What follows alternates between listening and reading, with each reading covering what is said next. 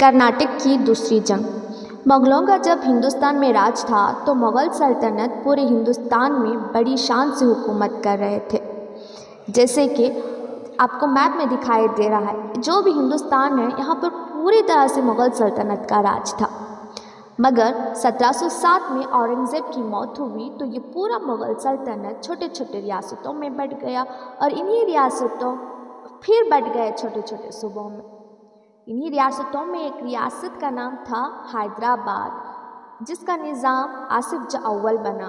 और यही हैदराबाद निज़ाम में अलग अलग सूबे थे, छोटे छोटे सूबे थे, जिसमें से एक सूबा था कर्नाटक।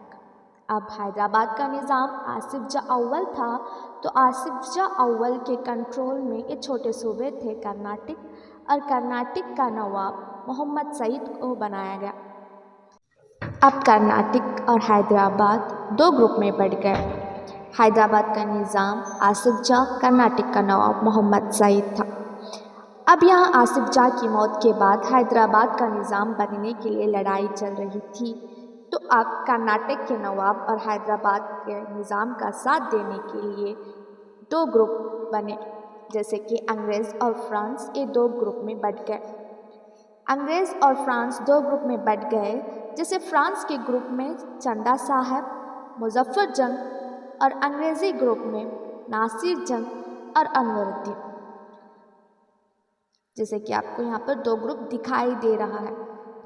फ्रांस के ग्रुप में चंदा साहब और मुजफ्फर जंग है, और अंग्रेज़ी ग्रुप में नासिर जंग और अनवरुद्दीन है। अब फ्रांस के ग्रुप में से मुजफ्फर जंग की मौत हो जाती है। तो मुजफ्फर जंग की मौत होने के बाद हैदराबाद के निज़ाम की कुर्सी खाली हो जाती है। तो फ्रांसियों ने आसिफ जह के दूसरे बेटे सलाबत को हैदराबाद का निज़ाम बनाया।